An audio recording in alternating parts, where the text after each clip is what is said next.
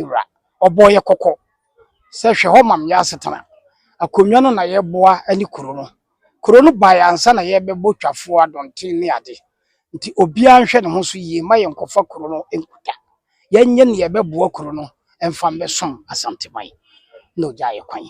o ka kire nso sa asem no wani amua bem amuafo na ne amamre kire e na ode ato na asem pa ne de eda ho nti ohene ne de ye hwe na ye nkosi na ende na wotwe ye san fa na mra tipe de okan no ade am pese meti ase ne se okan bibi se momfa no nkotena apatam se ye nkoya amamre na mra joda ye nkoya amamre nti da be na sa de ne betumi akoso anu de jisi koduru ono siriji koduru ye koduru amini se na na ochira ye be meeting ye meeting na ye be ho dapot ya ye be ye firi na baby na meti na nipa bi no adwen se na okan na bi ye be ye se animu ya na nke bia next week Jordan amod na bana dia wan fata ye beti ye ura hwehwe no so okay nti ba Miss Jordan ye be sign the naba okay be dru Jordan ye wie okay go ye som ye som na ye som ba nyina nim se obabrekuma bra adi koso no apere no ba be doso nsem ne ye bebre etere ye mu hia wo ha na we ye kwakohia we ni nsem bebre ba dia me highlight of the day no ye osaina asomajman se bi kwa fa so akochia yewura owie ye a oba ye obeto na namu ya de ye koye nim no ya se nsem bi so no obi e be fa no ho dia na me twafo ye ne de me hu se brekum ye die nti obi a be fa ne ho di ye nyina ye brekum foma ebia na nim na wonim ende yewura ama bia ho de gina bre nti me ngin ni se haw bia beba na me twafo ye ne de man ko hwe ofie bia mu da brekum ayemfie na ye fie a wo se hie mu nti 2-3 times ye meeting na ye no brekum ayemfie omo nyina abedi adanse so obi hwe afie bi mu a me de medim na konwa wonni bi so de enko ho ntokwa ti waboye koko se ma obia nkoya konwa sem bi mu okan yewura osan ka sem bi se nye de nipa pe bia na onya nye de nipa pe bia na onya okan na sam prensa sansem na okan na me be se odi anu bi ewu nsem bia na sansem na okan na o pese o kire se omo a epre konwa no untimi nya de easy se ope na wabepre nti wanya be mane hawo bre pa wo ho yenka se bibi besi wo but mre bi beduru bia na enye oman hene kura na ade bia efa kuro no ho otwuti a ne waye nti no omomfa mawo nti no ka asase no ka se obi anya abotre ya abotoye mu na e kasa ko a okay ti ene obehwe okay sama etwate ko bia sanke kototo hene wa hye mo ni nyam bia asam na mo enu aba asem we die ne meka ne se yesre osoro nhira eni nkonwa yesom se omma ne tinye fita na ka yewura be yi a yendi ni 150 years birthday yenkukuru no meto awia na nya bakosem ewo wiase afana nyina na nyansa ne nimdia ode aka brekum asem we abro me twafo ne madwene menti ase so tine me kan se nyame nhira no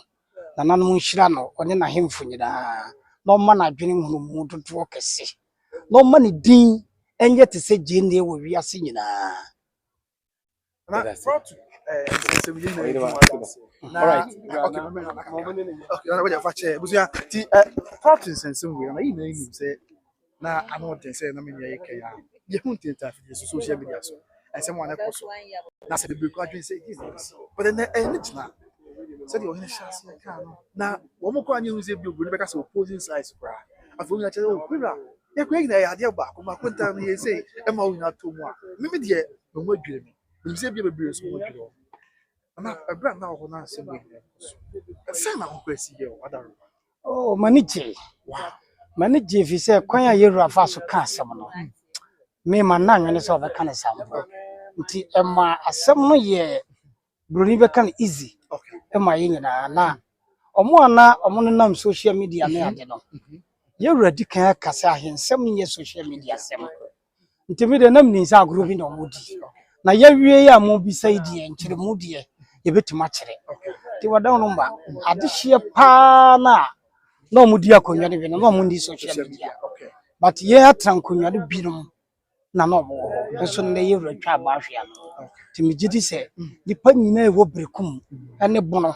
ene ona e dobrekum ene adehye ne wa akɔdwa no ene omoni beji se brekum ye first class in brown Okay, and how to say what are me kyerem sen kosi se okay, ukɔ brekum ayi di kuyaye ene kyekyere brekum okay, nso hwɛ brekum in terms of buildings ne ade a okay. na hwɛ kuro no se ne ya kyekyere na menua se wonim ho abehwɛ Wow,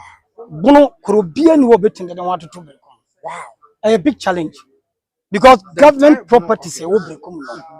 me betima ka se e few Okay. yankasa ne ya kyekyere kuro no ukɔ sunwa ye koko house ye wo we ye ho bi ni ho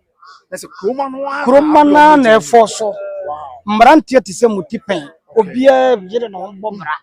to kobrekuma ye fro golden city